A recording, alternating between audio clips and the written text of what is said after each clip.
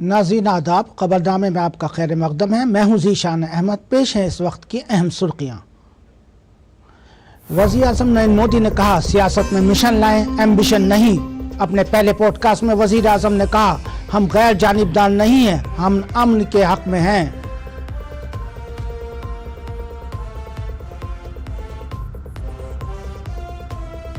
पूर्वांचल के लोगों के खिलाफ अरविंद केजरीवाल के रिमार्क्स पर बीजेपी कारकुनों और हामियों का जबरदस्त एहतजाज। दिल्ली असेंबली इंतखाबात के लिए नामजदगी का अमल भी जारी।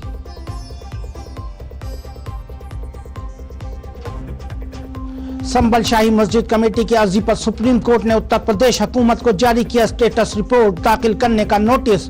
अर्जी गुजार ने हालात जू के तू बरकरार रखने का किया मुतालबा।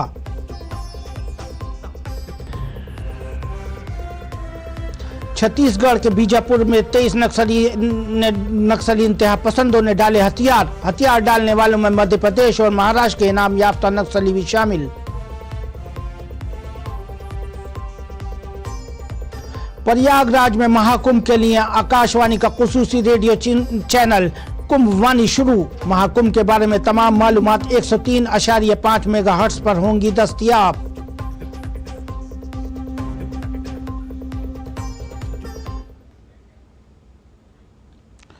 नाज़रीन अब पेश हैं तफसील से खबरें। वज़ीर आज़म ने ज़ीरोदा के शरीक बानी निखिल कामत के ज़ेर एहतमाम पीपल YWTF नामी पॉडकास्ट पर बातचीत की। वज़ीर आज़म ने बातचीत के दौरान चंद्रयान 2 के आगाज़ से मुताल्लिक़ अपनी याददाश्तें भी शेयर की।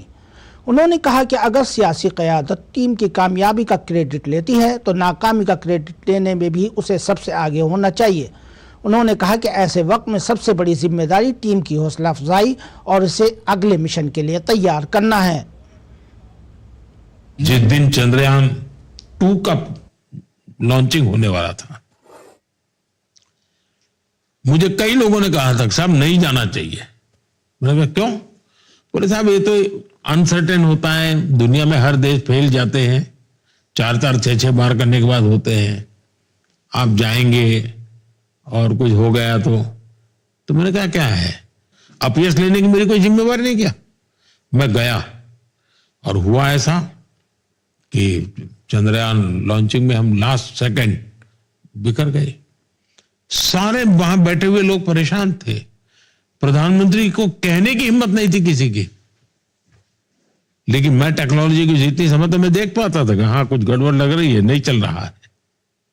आखिरकार एक जो सीनियर मोस्ट थे उन्होंने आके मुझे कहा साहब, मैं कहा चिंता मत कीजिए। सभी को मैं नमस्ते किया। मैं रात को 2 बजे कार्यक्रम था वो, मैं वहां गेस्ट हाउस पर गया, लेकिन मैं सो नहीं पाया। मैंने फिर से करीब आधे पौने घंटे के बाद सबको बुलाया। मैंने कहा देखिए अगर ये लोग थक ना गए हो तो मैं सुबह 7 बजे इनको मिलना चाहता हूं जाने से पहले, क्योंकि देश को बहुत बड़ा सेटबैक था। लेकिन मैं सेटबैक से रोने धोने करके जिंदगी गुजारने वालों में नहीं था। मैंने कहा मैं सुबह गया और सभी साइंटिस्टों को मैंने कहा अगर कोई फेलियर है तो जिम्मेवारी मेरी है। आपने प्रयास किया, आप निराश मत होइए। और मैंने उनका जितना भी आत्मविश्वास जगा सकता हूं मैंने जगाया और चंद्रयान 3 सफल हुआ। वज़ीर आज़म नरेंद्र मोदी ने कहा कि सियासत पे ज़ाती ख्वाहिश यानी एम्बिशन के साथ नहीं बल्कि मिशन के साथ आना चाहिए। सियासत के मैदान में आने के लिए ज़रूरी मामलों पर बात करते हुए वज़ीर आज़म ने कहा कि आवाम के दिल जीतना सियासतदान का सबसे अहम काम होता है। वज़ीर आज़म ने कहा कि सियासत में आने के लिए अच्छा टीम खिलाड़ी होना ज़रूरी है। पॉलिटिशियन बनना वो एक पार्ट है और पॉलिटिक्स में सफल होना वो दूसरी चीज है। तो 2 अलग तरीके से। तो एक तो हो गया है राजनीति में आना, दूसरा होना है सफल होना। मैं मानता हूं कि उसके लिए तो आपका एक डेडिकेशन चाहिए, कमिटमेंट चाहिए, जनता के सुख दुख के आप साथी होने चाहिए, आप एक्चुअली अच्छे टीम प्लेयर होने चाहिए। आप ये कहो कि मैं तिस्मार खा हूं और मैं सबको चलाऊंगा और दौड़ाऊंगा, सब मेरा हुक्म मानेंगे, तो वो हो सकता है उसकी राजनीति चल जाए, चुनाव जीत जाए, लेकिन वो सफल राजनेता बनेगा गारंटी नहीं है। वजीर आजम ने अपने पहले पॉडकास्ट इंटरव्यू में सियासत में आइडियलिज्म को आइडियोलॉजी से ज्यादा अहम बताया। उन्होंने कहा कि वो ये नहीं कहते कि नजरिए के बगैर सियासत हो सकती है, लेकिन आइडियलिज्म की बहुत ज़रूरत है। उन्होंने कहा कि अगरचे आज़ादी से पहले गांधी और सावरकर के रास्ते अलग अलग थे, लेकिन दोनों का नजरिया मुल्क की आज़ादी का था। आइडियोलॉजी से भी ज्यादा आइडियलिज्म का महत्व है। आइडियोलॉजी के बिना राजनीति होगी ऐसा मैं नहीं कहता हूं, लेकिन आइडियलिज्म, आदर्शवाद, इसकी बहुत जरूरत होती है। जैसे आजादी के पहले क्या आइडियोलॉजी थी भाई? आंदोलन चलता था, फ्रीडम, आजादी, वही एक आइडियोलॉजी थी। गांधी जी का रास्ता जुदा था, आइडियोलॉजी आजादी। सावरकर का रास्ता अपना था, आइडियोलॉजी अलग। कौन सी? आजादी। पूर्वांचल के लोगों के खिलाफ अरविंद केजरीवाल के तबसरे के खिलाफ बीजेपी कारकुनान और हामी एहतजाज कर रहे हैं। बड़ी तादाद में पहुंचने वाले कारकुनों ने अशोका रोड से अरविंद केजरीवाल की रिहाइशगाह तक पूर्वांचली सम्मान मार्च निकाला। एहतजाज पर काबू पाने के लिए दिल्ली पुलिस ने बीजेपी कारकुनों पर वाटर कैनन का इस्तेमाल किया। इस दौरान दिल्ली पुलिस ने बीजेपी कारकुनों और हामियों को भी हिरासत में ले लिया है। दरअसल अरविंद केजरीवाल ने पूर्वांचल के लोगों पर फर्जी वोटों का इल्जाम लगाया था, जिसके बाद केजरीवाल के तबसरे को लेकर बीजेपी हमलावर है। पूर्वांचलियों के सम्मान के लिए, और इस चुनाव में उसको पूर्वांचली ने ईट का जवाब पत्थर से देके और इसको चुनाव में हरा के केजरीवाल के जो बीमारी उसको खत्म कर देंगे। जो पूर्वांचल का पाठ करेगा वो चूर चूर हो जाएगा। केजरीवाल होश में आओ, होश में आओ, होश में आओ। आम आदमी पार्टी की गुंडों की सरकार, दिल्ली की जनता ये 5 तारीख को। नोटिफिकेशन के साथ ही आज दिल्ली इंतखाबात की मुहिम भी शुरू हो गई है। नई दिल्ली असेंबली हल्के से कांग्रेस के उम्मीदवार संदीप दीक्षित ने मंदिर मार्ग इलाके में घर घर मुहिम चलाई और वोटरों से मुलाकात की।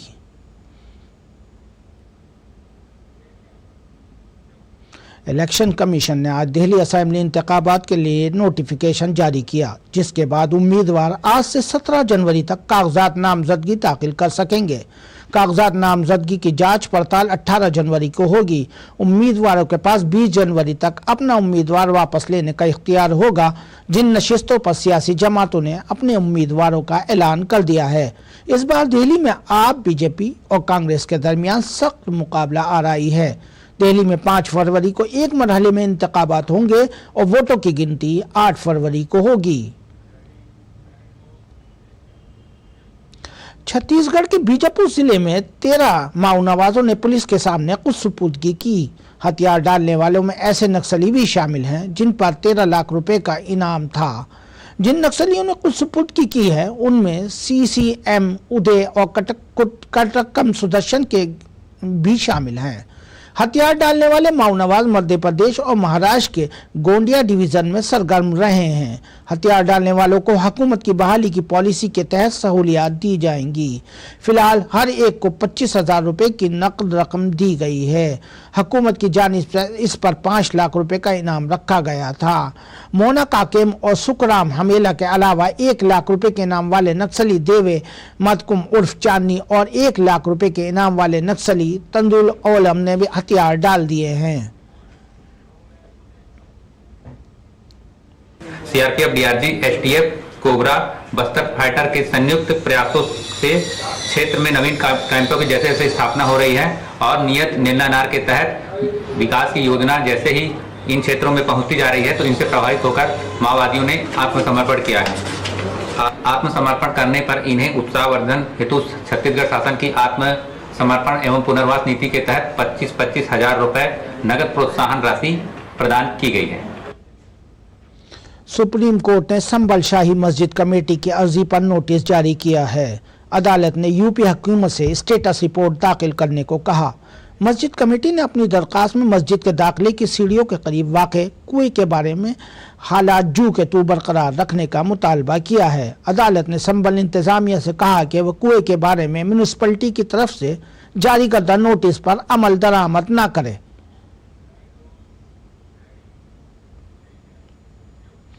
इन्फोर्समेंट डायरेक्टरेट बिहार के आरजेडी एमएलए आलोक मेहता के 19 मकामात पर छापे मार रहा है। इनमें बिहार, दिल्ली और उत्तर प्रदेश में आलोक मेहता के ठिकाने शामिल हैं। ईडी की यह कार्रवाई वैशाली कोऑपरेटिव बैंक से मुताल्लिक बैंक लोन घपले के मामले में की जा रही है, जिसमें करोड़ों रुपए के लेन देन की तहकीकात जारी है। ईडी की छापेमारी बेज़ाब्तगियों और धोखाधड़ी के इल्जामात के तहत हो रही है। इस केस में मजीद इंकशाफात का इम्कान है। काबिल जिक्र है कि आलोक मेहता को आरजेडी सदर लालू यादव के इंतहाई करीबी लीडरों में शुमार किया जाता है। दिल्ली पुलिस के स्पेशल सेल और झारखंड पुलिस के इंसदाद दहशतगर्दी स्क्वाड ने दहशतगर्द तंजीम अल-कायदा बर्र सगीर के मुश्तबा दहशतगर्द शहबाज अंसारी को रांची से गिरफ्तार किया है। शहबाज को दिल्ली ले जाने की तैयारियां जारी हैं। आपको बताते चलें कि गुज़श्ता साल अगस्त में झारखंड और राजस्थान में दिल्ली पुलिस के स्पेशल सेल और झारखंड एटीएस के मुश्तरका ऑपरेशन में अल-कायदा बर्र सगीर से ताल्लुक़ रखने वाले 8 दहशतगर्दों को गिरफ्तार किया गया था। शहबाज भी इस केस में मतलूब था। AQIS अफगानिस्तान, पाकिस्तान, भारत, म्यांमार और बांग्लादेश में सरगर्म हैं। इनका मंसूबा दिल्ली समेत कई शहरों में दहशतगर्दाने हमला करना था। दिल्ली के स्कूलों को धमकी आमेज ईमेल भेजने के वाक़ये का इंकशाफ करते हुए पुलिस ने 12वीं जमात के एक तालिब इल्म को हिरासत में ले लिया है। इब्तिदाई तफ्तीश में यह बात सामने आई है कि तालिब इल्म इम्तिहान में शामिल नहीं होना चाहता था, इसलिए उसने इम्तिहान से बचने के लिए यह तरीका अपनाया। तालिब इल्म ने कई स्कूलों को धमकी आमेज ईमेल्स भेजी थी। उसने दीगर स्कूलों को ईमेल भेजी थी ताकि किसी को उस पर शक ना हो।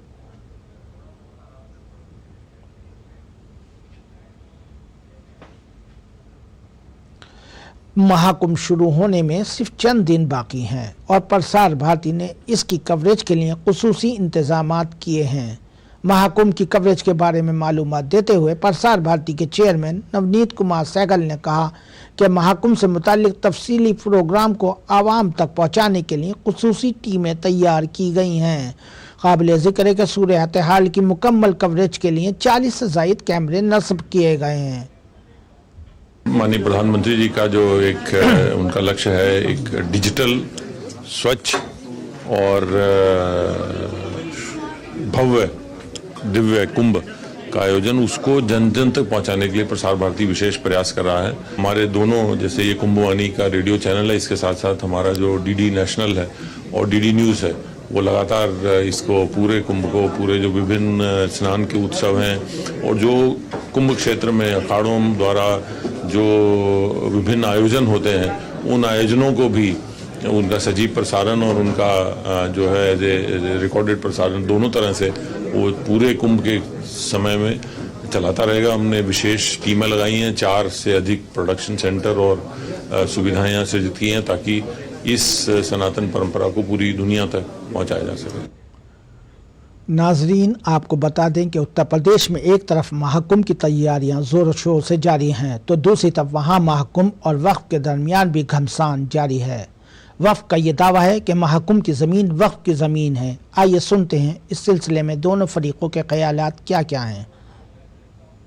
प्रयागराज के जो मुसलमान हैं उनमें से एक सरताज नाम के हैं, उन्होंने इस बात की जानकारी दी और कहा, एलानिया तौर पर इस बात को कहा कि जो जमीन है, जिस जमीन पर, जमीन के बहुत सारे हिस्से पर जो शामियाने तंबू वगैरह लगाए गए हैं, इंतजामात किए गए हैं, मेला लग रहा है, ये वक्फ की जमीन है और वहां के मुसलमानों की जमीन है। तंगदिली देखिए अखाड़ा परिषद के लोगों की कि वो लोग जो है वो मुसलमानों के प्रवेश पर वहां पे ठेला लगाने, खोंचा लगाने से भी मना कर रहे हैं कि वहां कोई भी मुसलमान एंट्री नहीं करेगा।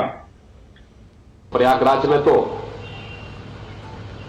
सैकड़ों एकड़ भूमि पे तमाम भूमाफियाओं ने कब्जा किया हुआ है और देर सवेर तो खाली होना ही है, और देर सवेर तो खाली होना ही है।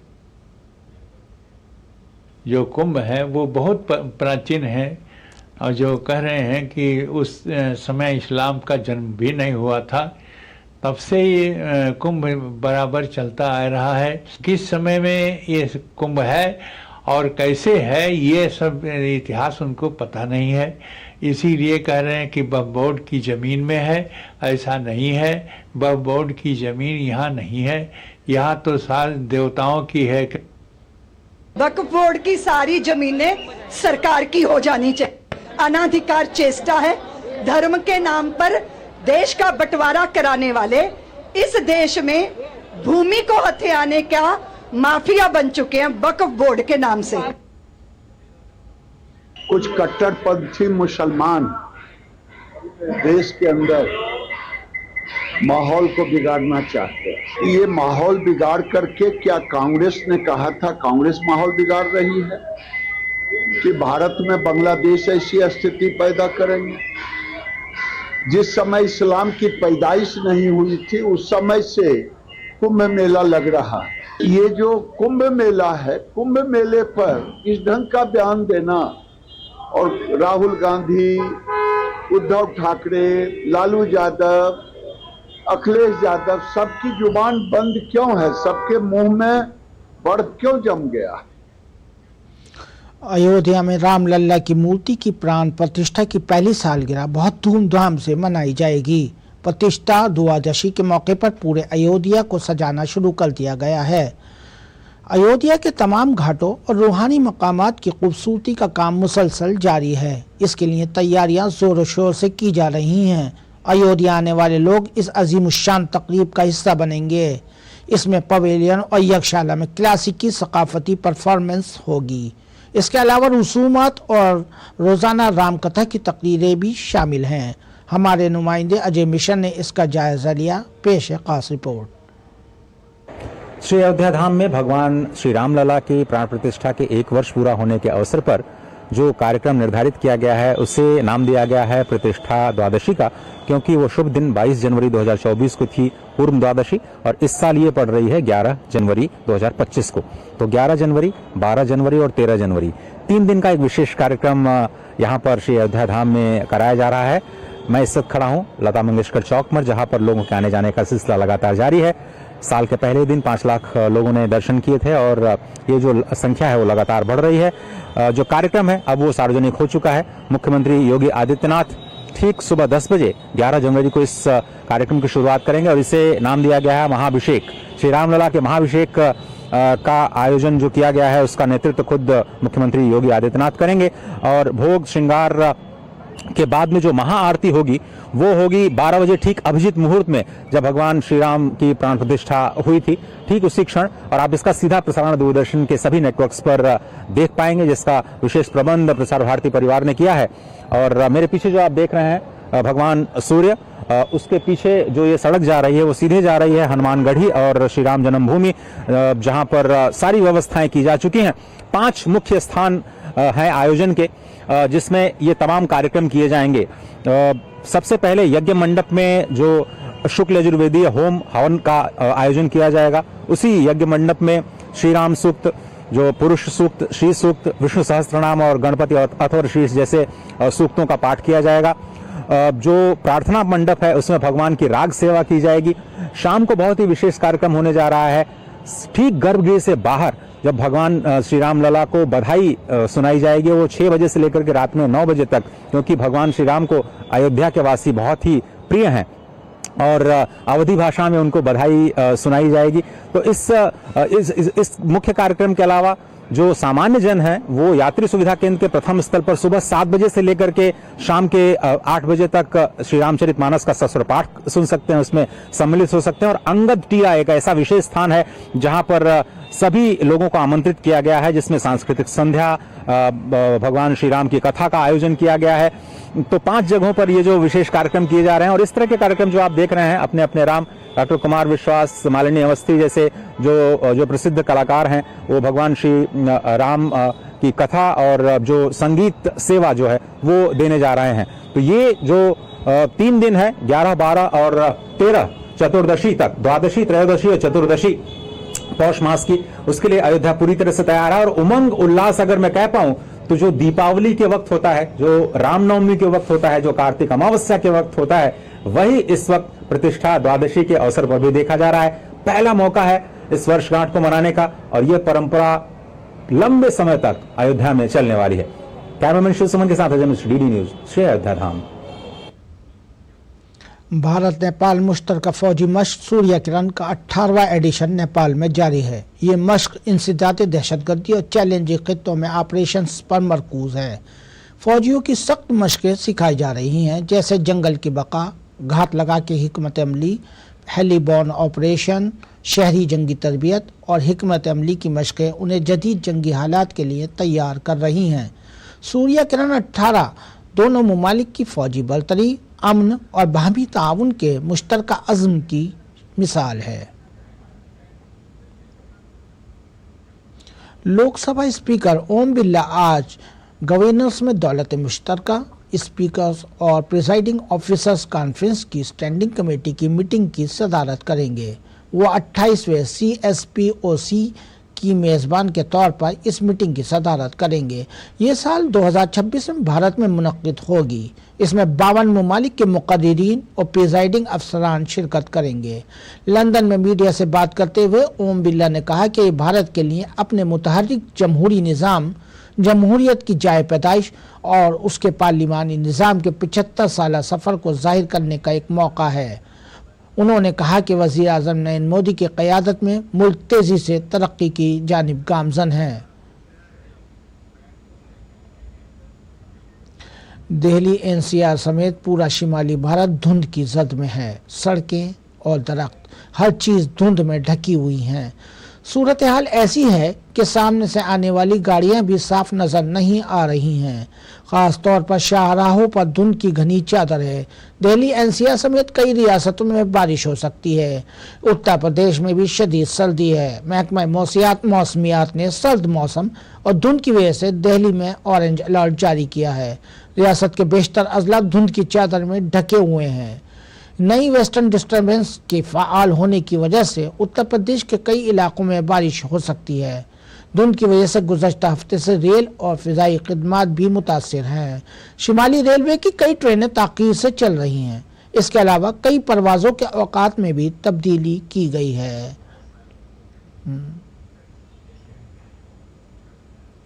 बिहार से नौकरियों के लिए दूसरी रियासतों में आने वाले नौजवानों के लिए अच्छी खबर है। आने वाले दिनों में बिहार मुल्क में मैन्युफैक्चरिंग हब के तौर पर उभरने वाला है। पेश है ये रिपोर्ट। बिहार में इंटीग्रेटेड मैन्युफैक्चरिंग क्लस्टर बिहार में बनाया जाएगा। इस मंसूबे से 1 लाख से ज्यादा मुलाजमतें पैदा होने की उम्मीद है। मरबूत मैन्युफैक्चरिंग क्लस्टर 16,000 करोड़ रुपए की सरमायाकारी को राग़िब करेगा। मैन्युफैक्चरिंग क्लस्टर बिहार को मैन्युफैक्चरिंग हब के तौर पर कायम करने की समत में एक बड़ा कदम है। बिहार इंटीग्रेटेड मैन्युफैक्चरिंग सिटी गया लिमिटेड के नाम से एक खास मकसद की गाड़ी बनाई गई। IMC गया प्रोजेक्ट को मरकजी बजट 2024-25 से मंजूरी मिल गई। मंसूबे के तहत इंफ्रास्ट्रक्चर की वसी तरक्की की जाएगी। मरकजी हुकूमत की तवज्जो बिहार की सनतकारी पर है। आने वाले दिनों में न सिर्फ रियासत खुद मैन्युफैक्चरिंग हब बन जाएगी, बल्कि इस शोबे में 1,09,000 नौजवानों को बराह रास्त रोजगार मिलेगा। बिहार हुकूमत ने गया में महत्वाकांक्षी मरबूत मैन्युफैक्चरिंग क्लस्टर प्रोजेक्ट को तहरीक देने के लिए बिहार इंटीग्रेटेड मैन्युफैक्चरिंग सिटी गया लिमिटेड तश्कील दिया है। उम्मीद है कि इसके जरिए 16,000 करोड़ रुपए की सरमायाकारी हासिल होगी। बिहार हुकूमत ने जो यूनिट तश्कील दी है उसने भी फौरी तौर पर काम शुरू कर दिया है। इस मंसूबे के तहत बड़े पैमाने पर इंफ्रास्ट्रक्चर तैयार किया जाना है। तो बिहार में एक लंबी यात्रा तय की अपने आधारभूत संरचना को बेहतर करने में, और आज बिहार के पास बहुत बेहतर सड़क कनेक्टिविटी है, रेल कनेक्टिविटी हमारी बढ़ी है, एयर कनेक्टिविटी हमारी बढ़ी है। तो निवेशक अब आकर्षित हो रहे हैं। हमारी इंडस्ट्रियल पॉलिसी अच्छी है, सेक्टरल पॉलिसी भी हम लोगों ने बनाई हुई है। बिहार हुकूमत रियासत में सनत को फरोग देने के लिए मुख्तलिफ सतहों पर काम कर रही है। सनत से मुतालिक सरमायाकारी की पॉलिसियों में बेहतरी के साथ सिंगल विंडो क्लियरेंस ने सरमायाकारों को बड़ी राहत दी है। हुकूमत ने सरमायाकारों को राग़िब करने के लिए इन्वेस्टर समिट का इनेकाद किया। इसमें 1,80,000 करोड़ रुपए की सरमायाकारी के मुआहदे पर एक MOU पर दस्तखत किए गए। 1670 एकड़ जमीन पे ये डेवलप किया जा रहा है। जमीन पे ईयर मार्किंग का काम शुरू हो गया है। जो प्रपोज इन्वेस्टमेंट है लगभग 16,000 करोड़ की इन्वेस्टमेंट संभावित है। इसमें इसके बनने से लगभग 1 लाख लोगों को डायरेक्टली और इनडायरेक्टली रोजगार उपलब्ध हो जाएगा। आपको बताते चलें कि बजट में मरकजी हुकूमत ने बिहार के लिए अपने खजाने खोले थे। मरकजी हुकूमत ने रियासत को पूर्वोदय योजना में शामिल करके माशी मौके पैदा करने का मौका दिया है। इससे रियासत में सरमायाकारी के साथ साथ रोजगार के बड़े मौके पैदा हो रहे हैं। बिहार के गया में देश का सबसे उन्नत और विकसित औद्योगिक कॉरिडोर का निर्माण किया जा रहा है। इसके लिए डोभी प्रखंड में 1670 एकड़ जमीन का भी अधिग्रहण कर लिया गया है। बिहार सरकार के नए कंपनी के निर्माण से निवेशकों को बड़ी सुविधा मिलेगी, क्योंकि वो आसानी से सिंगल विंडो के जरिए निवेश की प्रक्रिया को पूरा कर सकेंगे। डीडी न्यूज के लिए पटना से मधुरेश नारायण। खेल की खबरों में खो खो का पहला वर्ल्ड कप 13 जनवरी से भारत में मुनक्किद होने जा रहा है। इस वर्ल्ड कप के लिए जुमेरात को भारतीय टीम के मर्दों और खवातीन की टीमों का ऐलान किया गया। प्रतीक वाइक्रो खो खो में मर्दों की टीम की क़यादत करेंगे। खवातीन की टीम की कप्तानी प्रियंका अंगले करेंगी। Kho kho federation of India के सदर सुधांशु मित्तल ने कहा कि मुल्क इस वर्ल्ड कप की मेज़बानी में खुद को एक नए अंदाज में पेश करेगा। आपको बता दें कि भारत का पहला मैच 13 जनवरी को नेपाल के खिलाफ है।